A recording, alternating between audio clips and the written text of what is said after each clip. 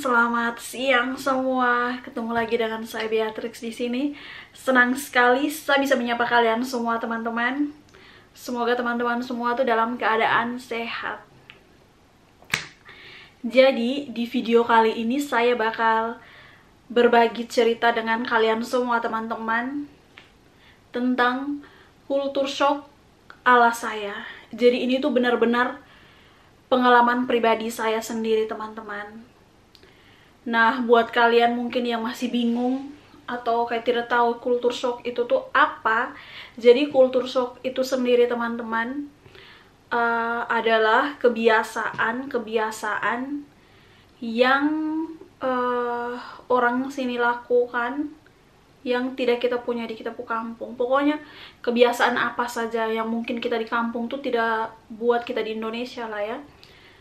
Tidak ada seperti itu, tapi mereka di sini tuh ada, dan itu yang benar-benar buat seawal-awal tuh kayak kaget. Wih, ternyata begini ya, ternyata begitu ya. Itu teman-teman.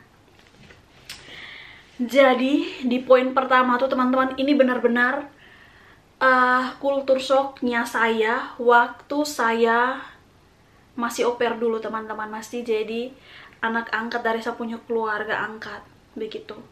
Saya pribadi sih sebenarnya tuh banyak sekali yang bikin saya, ih ternyata begini, ih ternyata begitu.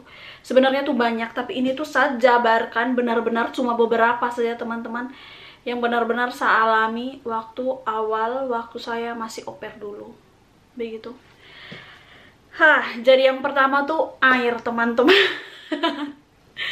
Jadi singkat cerita, waktu itu saya tiba di sini tuh Oktober teman-teman, Oktober 2019, persis di tanggal 5, dan saya tiba di sini jam 3 sore, tiba di Frankfurt. Terus saya punya gas papa tuh yang jemput saya, dan kita harus ke kota tempat tinggal saya punya GF itu tuh, atau keluarga, 3 jam lebih perjalanan teman-teman. Dan saya tiba di situ tuh benar-benar sudah sekitar jam 6-an lebih, dan itu tuh benar-benar saat mau makan malam teman-teman. Jadi saat makan itu tuh saya memang tahu sih mereka tuh memang kebiasaan makan tuh ya kayak roti lah begitu.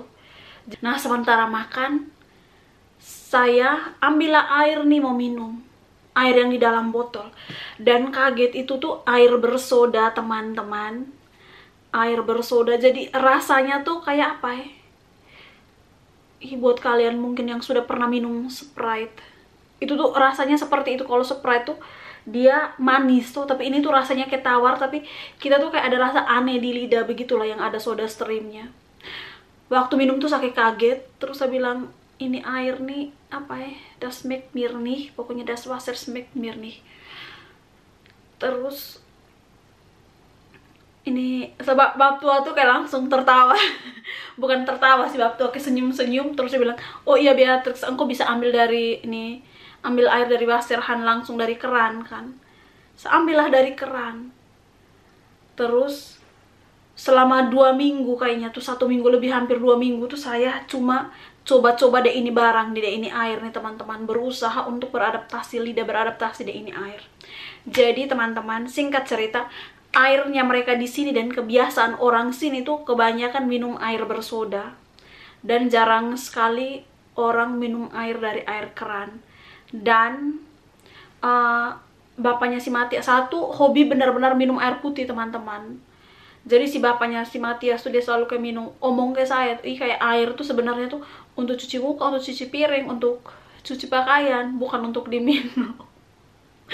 Karena dia kayak mau isengin saya karena memang saya hobi minum air putih itu. Begitu teman-teman. Jadi yang pertama tuh air. Terus yang kedua itu tuh kemarin benar-benar orang sini tuh kebiasaan makannya, makan hangat itu tuh cuma sekali dalam sehari. Jadi kalau kita di Indonesia 3 kali makan itu makan yang hangat teman-teman, itu tuh tidak berlaku untuk di sini. Di sini benar-benar makan yang hangat itu tuh benar-benar cuma sekali dalam sehari. Jadi dulu yang sama si oper itu di punya keluarga tuh kita kebanyakan makan siang teman-teman.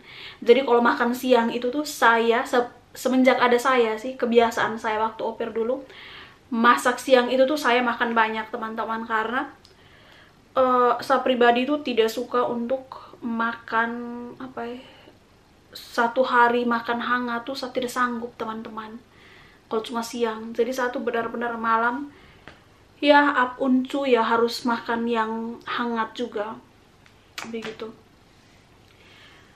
Terus serius, orang sini tuh jarang mandi, terutama di musim dingin. Pengalaman saya di keluarga, kalau orang tua sih paling 2 hari sekali lah mandi. Tapi kalau anak-anak yang saya punya lihat dan saya mata kepala sendiri itu benar-benar 1 minggu sekali teman-teman. Seminggu sekali, benar-benar seminggu sekali. Waktu musim winter itu tuh benar-benar mandinya cuma seminggu sekali, dan biasanya tuh di hari Sabtu begitu. Tapi saya sendiri sih paham teman-teman kenapa orang sini tuh jarang mandi, karena di winter sendiri tuh kita tuh tidak ada keringat. Satu hampir tidak pernah keringat kalau namanya winter, sekalipun matahari cerah. Kayak sekarang nih di luar hampir 1 minggu ini cerah ceria sekali teman-teman di luar. Tapi kalian tahu dia cuaca tuh berapa? 1-2 derajat. Jadi ya hilf nih. Ya salah satu cuaca yang tidak pernah keringatan, tidak pernah ada debu di sini, itu mungkin yang jadi alasan kenapa orang sini tuh jarang mandi. Kebiasaan orang sini kalau namanya kita beli kartu itu teman-teman, jadi kan seperti kita di Indo, jadi harus registrasi. Cuma kita di Indo tuh kalau registrasi cuma kasih masuk kita punya nomor kakak tuh. Nah di sini buat orang asing itu tuh memang harus kasih masuk kita punya nomor di paspor itu teman-teman. Terus selain itu kita tuh harus video call langsung dengan orang. Jadi saya kemarin tuh, saya sampai sekarang saya masih pakai kartu yang namanya kayak Aldi Talk, mungkin kayak kita di situ kayak apa, kayak Telkomsel, terus Simpati, apalah yang kayak begitu-begitu kartu yang itu. Jadi kita tuh harus langsung video call dengan pihak dari Telkomselnya atau dari Simpati itulah teman-teman. Jadi di sini kemarin tuh waktu registrasi awal, jadi saya sendiri tuh harus video callan dengan orang. Terus mereka juga tuh suruh apa ya, saya kayak dekatkan, kasih mau lihat saya punya mata. Terus kayaknya harus kayak tempelkan apa begitu, scan jari juga ke apa. Pokoknya yang kayak begitulah teman-teman. Karena menurut saya punya bapak angkat sih itu tuh penting, karena takut apa ya, kayak terjadi tindakan kriminal atau apa kita lakukan, jadi mudah untuk ditemukan kalau sewaktu-waktu kita melakukan tindakan kriminal atau apa teman-teman. Begitu. Teman, poin berikutnya nih, orang sini tuh luar biasa. Jadi disapu kepala, ya ampun, orang sini tuh kayak kaya-kaya, uang banyak. Pasti mereka nih hidupnya tuh luar biasa mewah apa kayak begitu. Tapi teman-teman, memang ada orang-orang yang mungkin gaya hidupnya wow, tapi salah satu kebiasaan orang sini yang benar-benar kita di Indo tuh tidak punya tuh apa? Mereka di sini namanya pakaian itu tuh benar-benar dari generasi ke generasi. Atau kemarin tuh saya pernah lihat di punya opa oma yang orang tua dari saya punya GF tuh, mereka tuh sampai yang box bayi untuk tidur bayi itu tuh masih ada dari zaman si opanya itu. Terus di offer lagi ke anak cucu, kayak begitulah teman-teman. Jadi sekarang dia punya anak cucu sudah pada besar-besar, jadi itu tuh dimuseumkan, ditaruh kembali di rumah opa omanya. Itu benar-benar apa ya namanya, pakaian apa yang masih bisa layak pakai dan bisa dikasih dari generasi ke generasi, itu tuh benar-benar mereka jaga dan harga itu teman-teman. Jadi selain barang-barang itu juga tuh pakaian teman-teman. Saya sih berpikir begini, kayak logikanya di sini tuh 4 musim, dan di 4 musim itu tuh memang kita pakai pakaiannya tuh yang beda-beda teman-teman. Mungkin kalau kayak musim panas ya kaos, celana pendek, gaun-gaun tipis kayak begitu. Terus kalau musim dingin kan yang kayak sudah tebal, musim semi juga tuh yang sedikit tebal, musim gugur juga tuh begitu. Nah, di sini mungkin orang tuh kayak berpikir kayak orang sini tuh penuh perhitungan sekali teman-teman, makanya mereka tuh tidak malu yang namanya saling memberi, saling tukar menukar pakaian begitu.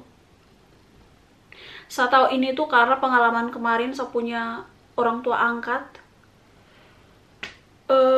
dari anaknya tuh, kemarin tuh anaknya umur 6 tahun. 6 tahun dan 8. Kalau yang kakaknya tuh tinggi besar, kalau yang adenya tuh agak kecil teman-teman. Nah, jadi dia tuh selama musim panas itu, musim panas tahun sebelumnya, dia sudah ada sendal.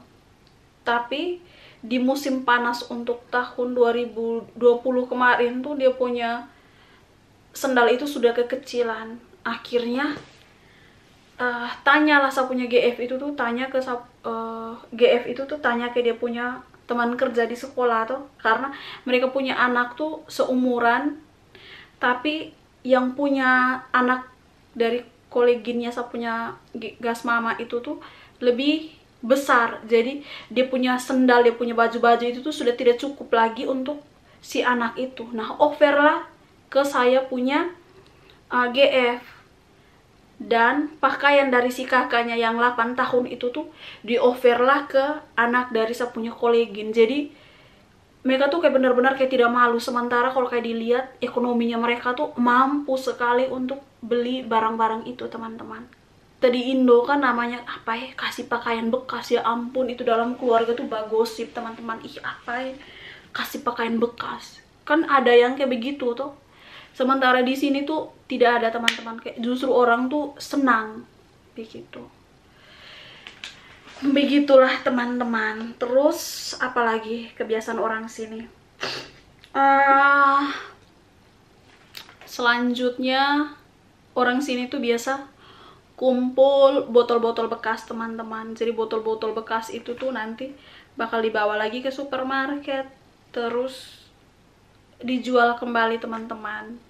Karena di botol itu tuh harganya beda-beda, ada yang 25 sen, ada yang 50 sen. Jadi kalau kita pergi belanja bawa botol bekas, tinggal kita kasih masuk ke dia punya mesin itu tuh, terus nanti tinggal kita print dia punya kertas itu. Jadi di dalamnya tuh kita lihat, oh iya harganya sekian. Nah, saat kita belanja dan bayar di kasir teman-teman, kita bisa pakai kertasnya itu tadi yang dari botol-botol. Sementara kita di Indonesia, ampun, tidak begitu toh. Makanya kita tuh banyak kayak polusi, karena memang botol bekas apa yang tidak terurai itu kebanyakan dibakar. Itu memang salah satu kebiasaan kami di kampung, makanya saya tahu teman-teman. Jadi itu sah teman-teman dari saya, benar-benar yang apa ya, buat satu kagum juga, terutama yang pakaian saling tukar menukar itu tuh luar biasa sekali.